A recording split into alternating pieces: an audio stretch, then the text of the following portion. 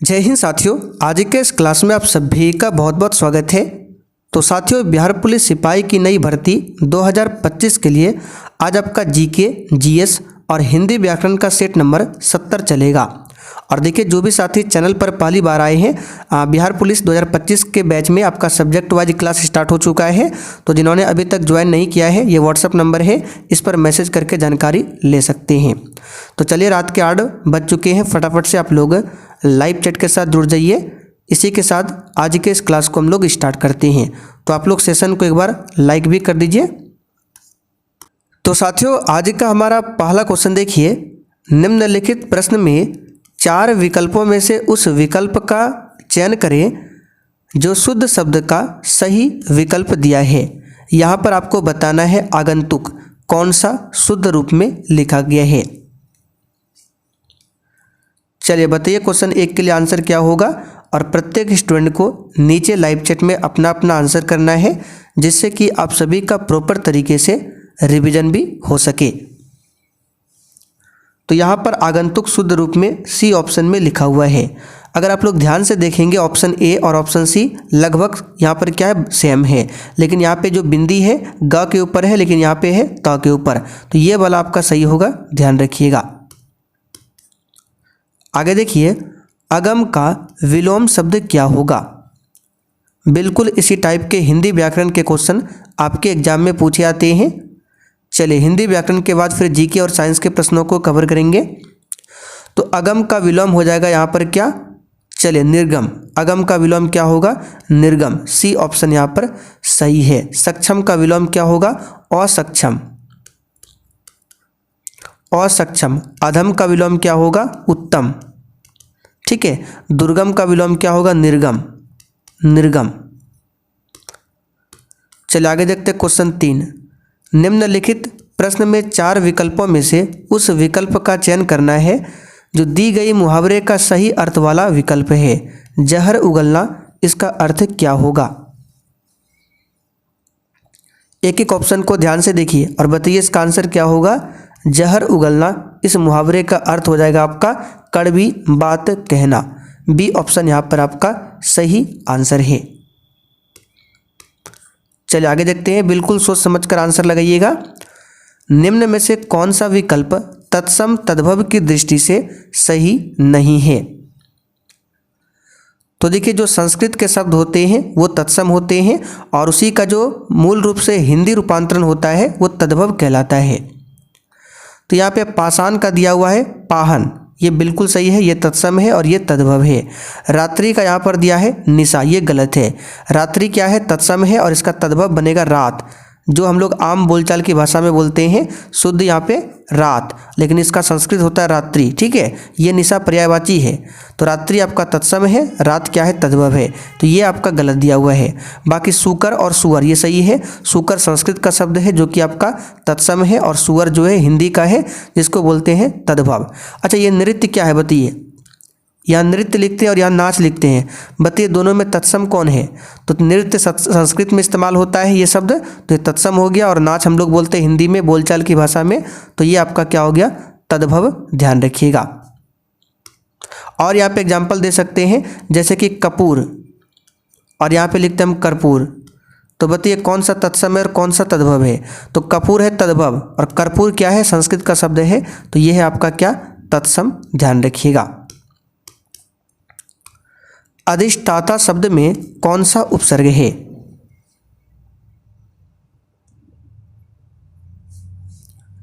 तत्सम तद्भव का और भी एग्जाम्पल है, जैसे कि दूध हो गया, और यहाँ पे लिखते हैं दुग्ध। ठीक है, तो दुग्ध आपका तत्सम है, संस्कृत शब्द है दुग्ध, और दूध हिंदी में बोलते हैं, तो ये आपका तद्भव है। ठीक है, इस तरह से बहुत सारे एग्जाम्पल हैं। तो अधिष्ठाता शब्द में कौन सा उपसर्ग है। तो यहाँ पर आपका अधि उपसर्ग है। सिंपल सा क्वेश्चन है, अधि उपसर्ग। आगे देखिए, निम्नलिखित में से कौन सा शब्द तिमिर का पर्यायवाची है। तो ये क्वेश्चन आ चुका है। तिमिर का पर्यायवाची होता है अंधकार। ठीक है, यहाँ पर बी ऑप्शन आपका सही जवाब है, अंधकार, अंधेरा। ठीक है, ये सभी तिमिर का पर्यायवाची शब्द है। चलिए आगे देखते हैं, पाप करने के बाद स्वयं दंड पाना, इस वाक्यांश के लिए उपयुक्त शब्द क्या होगा?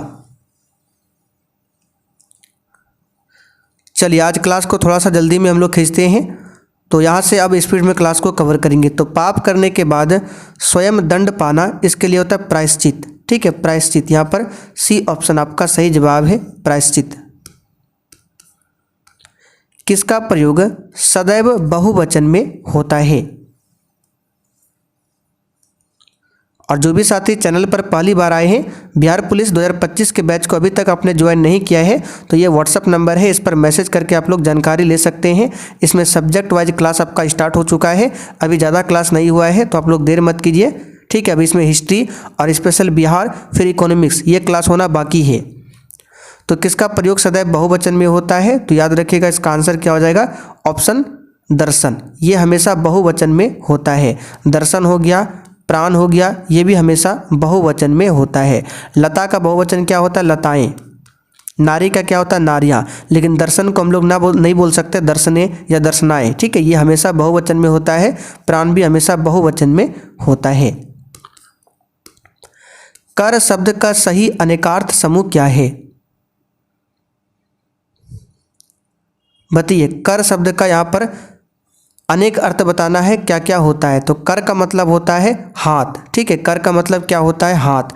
तो हाथ देखिए एक ही ऑप्शन में दिया हुआ है, हाथ। और क्या होता है? किरण होता है, करना भी होता है। सी ऑप्शन यहाँ पर सही है। चलिए आगे देखते हैं। एक वृक्ष की हत्या कविता में कवि मनुष्य को क्या हो जाने से बचाना चाहता है?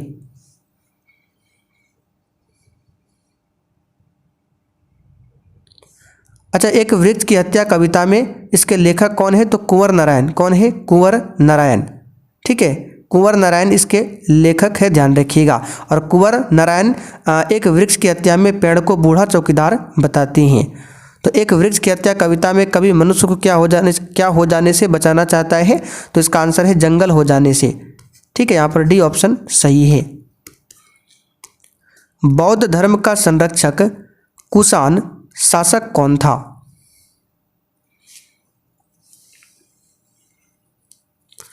चलिए क्वेश्चन नंबर 11 के लिए बताइए। तो बौद्ध धर्म का संरक्षक कुषाण शासक था कनिष्क। यहाँ पर सी ऑप्शन आपका सही जवाब है। कनिष्क के समय में ही क्या हुआ था? चौथी बौद्ध संगति का आयोजन हुआ था कश्मीर के कुंडल वन में। कहाँ पर हुआ था? कश्मीर के कुंडल वन में। अच्छा, चौथी बौद्ध संगति में ही बौद्ध धर्म 2 संप्रदायों में बटा था, एक था हीनयान, दूसरा महायान। तो ये आपको ध्यान रखना है, क्वेश्चन पूछेगा कि किस बौद्ध संगति में बौद्ध धर्म 2 संप्रदायों में विभाजित हुआ था? तो चौथी बौद्ध संगति, जो कि कनिष्क के समय में कश्मीर के कुंडल वन में हुआ था। ठीक है, अशोक के समय में तीसरा बौद्ध संगति हुआ था पाटलिपुत्र में। कालाशोक के समय में दूसरा हुआ था। जालियांवाला बाग हादसे में कौन सा ब्रिगेडियर संबंध था? एक एक क्वेश्चन को ध्यान से सुनिएगा। तो जालियांवाला बाग हत्याकांड की घटना 13 अप्रैल 1919 को होती है पंजाब के अमृतसर में। किसके समय में हुआ था? तो उस समय वायसराय कौन था? Lord Chelmsford. कौन था? Lord Chelmsford. और इससे संबंधित है जनरल डायर। आगे देखिए, राज्यपाल को पद की शपथ किसके द्वारा दिलाई जाती है? तो जो भी साथी रेगुलर पॉलिटी क्लास देख रहे हैं उनके लिए ये क्वेश्चन बहुत ही आसान हो गया होगा, क्योंकि ये सब क्वेश्चन काफ़ी डिटेल में हम आपको बता चुके हैं और कई बार बता चुके हैं। तो राज्यपाल की नियुक्ति भारत के राष्ट्रपति करते हैं, लेकिन राज्यपाल को पद की शपथ कौन दिलवाता है? तो जिस राज्य का राज्यपाल होगा उस राज्य के उच्च न्यायालय के मुख्य न्यायाधीश। यहाँ पर डी ऑप्शन आपका सही जवाब है, ध्यान रखिएगा। मान लीजिए उस राज्य के उच्च न्यायालय में अगर मुख्य न्यायाधीश अनुपस्थित हो, तब कौन दिलवाएगा? तो उसी न्यायालय के जो वरिष्ठतम न्यायाधीश होंगे वही राज्यपाल को शपथ दिलवाएगा। राज्यपाल किसकी नियुक्ति कर सकता है? तो डिस्ट्रिक्ट कोर्ट का जो न्यायाधीश है उसकी नियुक्ति करता है। महाधिवक्ता की भी नियुक्ति करता है कौन? राज्यपाल, ध्यान रखिएगा। राज्यपाल के बारे में आर्टिकल नंबर किस में बताया गया है? तो 153 में। ठीक है, 153 में। राष्ट्रपति के बारे में 52 में। उपराष्ट्रपति के बारे में आर्टिकल 63 में। उच्चतम न्यायालय के मुख्य न्यायाधीश की अधिवर्षिता आयु क्या है? चलिए बताइए इसका आंसर क्या होगा। तो हम कई बार बता चुके हैं, उच्चतम न्यायालय यानी सुप्रीम कोर्ट का जो मुख्य न्यायाधीश है उसकी अधिकतम जो आयु सीमा होता है कार्य करने का वो 65 वर्ष होता है। कितना होता है? 65 वर्ष। और हाई कोर्ट का जो मुख्य न्यायाधीश होता है उसके लिए 62 वर्ष। तो आंसर क्या हो जाएगा? सी ऑप्शन, 65 वर्ष। मनियारों का राजकुमार किसे कहा जाता है? चलिए बहुत ही शानदार क्वेश्चन है। आप लोग डेली क्लास कीजिए। क्लास का समय है रात 8 बजे से। और अगर आपको इसका पीडीएफ चाहिए, पूरा पीडीएफ आंसर के साथ, तो आपको बैच में ही मिलेगा। बैच में डेली क्लास का पीडीएफ दिया जाता है, डेली क्लास का नोट्स दिया जाता है। तो मनियारों का राजकुमार किसे कहा जाता है? इसका आंसर हो जाएगा मोहम्मद बिन तुगलक को। डी ऑप्शन यहाँ पर आपका सही जवाब है। देखिए मोहम्मद बिन तुगलक ने कई मौद्रिक प्रयोग किए, इसलिए इन्हें धनी राजकुमार या प्रिंस ऑफ मनियर्स कहते हैं, यानी कि मनियरों का राजकुमार। तो डी ऑप्शन आपका सही है। इब्राहिम लोदी लोदी वंश का आखिरी शासक था जो कि 1526 में पानीपत के प्रथम युद्ध में बाबर के द्वारा पराजित हुआ था। और बाबर ने 1526 में ही मुगल वंश की स्थापना किया था। चलिए आगे देखिए, किस नियम में यह कहा गया है कि लगातार स्वाद एवं वरीयताओं के साथ साथ जैसे जैसे आय बढ़ती है भोज्य पदार्थों पर खर्च आय का अनुपात कम होता जाता है? तो ये इकोनॉमिक्स का क्वेश्चन है, स्टेटमेंट वाला है, इसको याद रखिएगा। ये एंजिल का नियम है। आगे देखते हैं, महाभारत का फारसी में अनुवाद किसने किया था? बताइए इसका आंसर।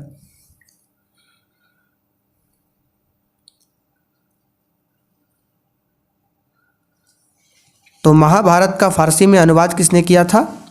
तो इस क्वेश्चन का आंसर क्या हो जाएगा? चलिए इसका आंसर हो जाएगा बंदायूनी। ठीक है, डी ऑप्शन में दिया हुआ है। अकबर के आदेश पर फैजी और अब्दुल कादिर बंदायूनी ने महाभारत का फारसी में अनुवाद किया था। और फारसी में महाभारत का नाम क्या है? रज्मनामा। क्या है? रज्मनामा। आगे देखते हैं, भारत में निम्नलिखित में से किस राज्य की सबसे लंबी तटरेखा है?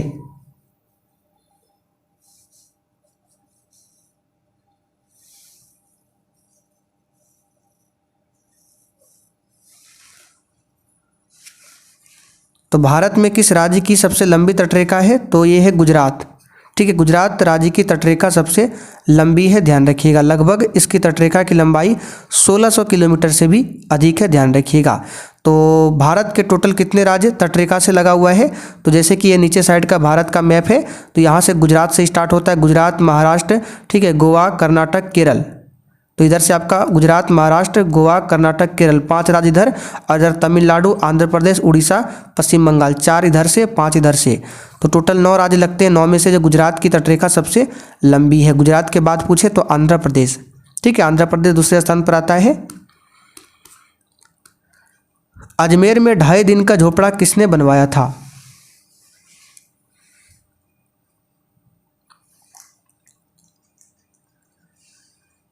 तो इसका आंसर क्या हो जाएगा? कुतुबुद्दीन ऐबक ने।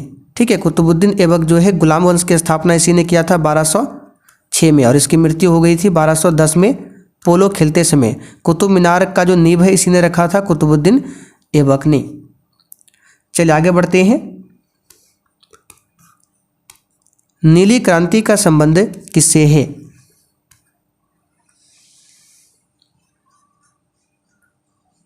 तो ये मत्स्य पालन से संबंधित है नीली क्रांति। यहाँ पर डी ऑप्शन आपका सही जवाब है। आगे देखिए, निम्नलिखित में से किस राज्य को टैंक सिंचाई का परंपरागत क्षेत्र माना जाता है?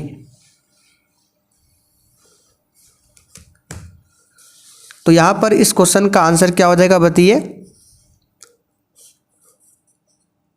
तो इसका आंसर हो जाएगा तमिलनाडु। सी ऑप्शन आपका सही जवाब है। तमिलनाडु की राजधानी बताइए कमेंट करके कहाँ पर है। चलिए आगे देखते हैं, राष्ट्रकूटों की प्रारंभिक राजधानी कौन सी थी? राष्ट्रकूट वंश की स्थापना किसने किया था? दंती दुर्ग ने। किसने किया था? दंती दुर्ग ने। और इसकी राजधानी बताया जाता है मानेखेत, लेकिन प्रारंभिक राजधानी पूछे तो एलोरा। यहाँ पर बी ऑप्शन आपका सही जवाब है, ध्यान रखिएगा। भारत में सम्मानीय बुजुर्ग ग्रैंड ओल्ड मैन के नाम से कौन विख्यात है? ये क्वेश्चन कई बार एग्जाम में आ चुका है। तो ये है दादा भाई नौरोजी। ठीक है, इन्होंने ही धन निष्कासन का सिद्धांत दिया था। इनकी पुस्तक का नाम क्या है? Poverty and un British rule in India. दादा भाई नौरोजी की पुस्तक है। पंडित मदन मोहन मालवीय ने BHU की स्थापना करवाया था, बनारस हिंदू यूनिवर्सिटी की। आभासी वृक्ष रहित विरल वनस्पति कहाँ पाई जाती है? बताइए इसका आंसर क्या होगा?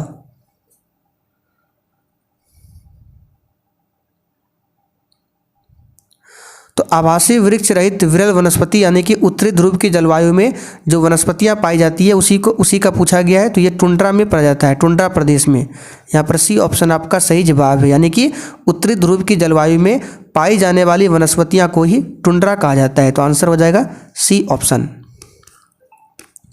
भूमि कारक को अन्य रूप में जाना जाता है।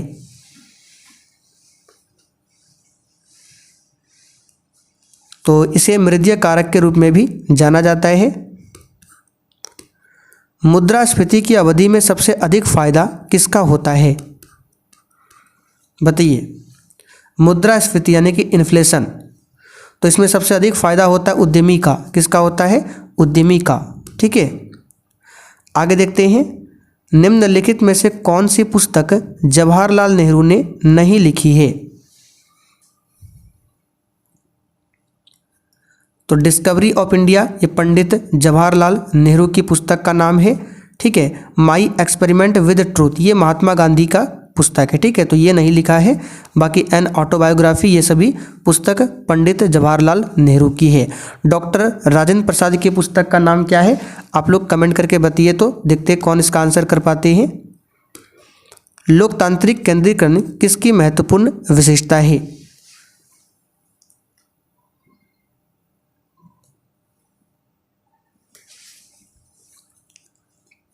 चलिए, यहाँ पर एक का कमेंट आ रहा है इंडिया डिवाइडेड, बिल्कुल सही है। इंडिया डिवाइडेड पुस्तक जो है डॉक्टर राजेंद्र प्रसाद की पुस्तक है। बताइए, लोकतांत्रिक केंद्रीकरण किसकी महत्वपूर्ण विशेषता है? तो यहाँ पर क्या बोला गया? लोकतांत्रिक विकेंद्रीकरण नहीं बोला गया, केंद्रीकरण। तो ये साम्यवादी राज्य का विशेषता है। ठीक है, यहाँ पर ए ऑप्शन आपका सही जवाब है, ध्यान रखिएगा। लोकतांत्रिक राज्य में क्या होता है? केंद्र का अलग पावर होता है, राज्य का अलग पावर होता है। यहाँ पर संघीय होता है, लेकिन यहाँ पे लोकतांत्रिक तो है लेकिन केंद्रीकरण है। तो ये साम्यवादी राज्य की विशेषता होती है। किस राष्ट्रीय राजमार्ग को शेरशाह सूरी मार्ग कहते हैं?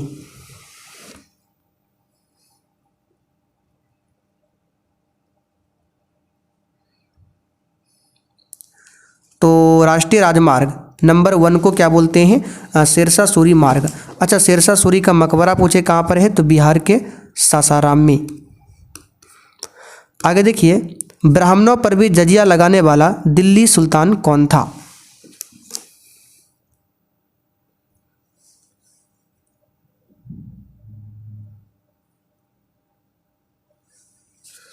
तो देखिए, ब्राह्मणों पर भी जजिया लगाया था किसने? तो यहाँ पर इस क्वेश्चन का आंसर क्या हो जाएगा आपका? ऑप्शन यहाँ पे हो जाएगा 2 नंबर, फिरोज शाह तुगलक। ठीक है, फिरोज शाह तुगलक ने ब्राह्मणों पर भी जजिया कर को लगाया था। अच्छा, भारत में जजिया कर लगाने वाला प्रथम मुस्लिम शासक कौन था? तो मोहम्मद बिन कासिम। कौन था? मोहम्मद बिन कासिम, जिसने भारत में पहली बार जजिया कर को लगाया था। ठीक है, किसने लगाया था?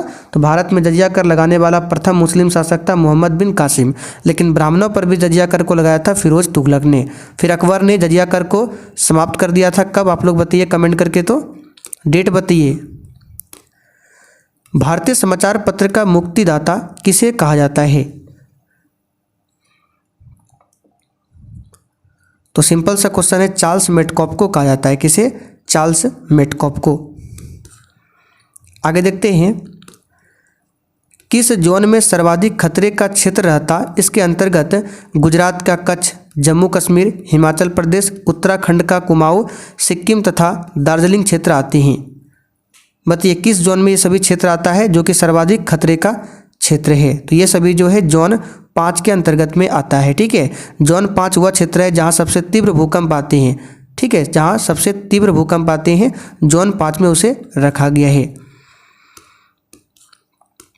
भारत में सूचना का अधिकार यानी कि RTI, राइट टू इंफॉर्मेशन, ये कानून कब बना? तो यहाँ पर दो डेट है, 15 जून है 2005 और एक है 12 अक्टूबर 2005। 12 अक्टूबर 2005। तो 15 जून 2005 को ये विधेयक भारत की संसद द्वारा पारित हुआ था और 12 अक्टूबर 2005 को ये लागू हुआ था। तो यहाँ पर 2005 आपका सही है। चलिए सिंपल क्वेश्चन है, लोकतंत्र जनता के द्वारा तथा जनता के लिए शासन है, ये कथन किसका है? तो कई बार बता चुके हैं, अब्राहम लिंकन का। आगे देखिए, देहली आवृत्ति कैसी आवृत्ति है?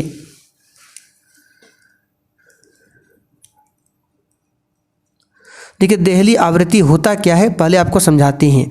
तो देखिए आपने सुना होगा कि जब धातु के सतह पर उच्च आवृत्ति की प्रकाश किरणें आपतित होती है तो धातु की सतह से इलेक्ट्रॉन निकलने लगता है। फिर से रिपीट कर देते हैं, कोई मान लीजिए धातु का प्लेट है, इस पर अगर उच्च आवृत्ति का जो प्रकाश किरण है इस पर पड़ता है तो इस धातु से इलेक्ट्रॉन क्या होता है? उत्सर्जन होने लगता है। ठीक है, जिसको हम लोग बोलते हैं फोटो इलेक्ट्रिक इफेक्ट। ठीक है, जिसको क्या बोलते हैं? इलेक्ट्रॉनों को फोटो इलेक्ट्रॉन तथा और इस क्रिया को बोलते हैं प्रकाश विद्युत प्रभाव, यानी फोटो इलेक्ट्रिक इफेक्ट कहते हैं इस प्रक्रिया को। तो देहली आवृत्ति में क्या होता है कि धातु की सतह पर जब उच्च आवृत्ति की प्रकाश की किरणें पड़ती है तो इलेक्ट्रॉन उत्सर्जित नहीं हो पाता, इसी स्थिति को कहते हैं देहली आवृत्ति। तो जिसके नीचे वोल्टता के साथ साथ प्रकाश धारा बढ़ती है, जिसके नीचे वोल्टता के साथ साथ प्रकाश धारा घटती है, जिसके नीचे प्रकाश विद्युत उत्सर्जन संभव नहीं होता, ये सही है।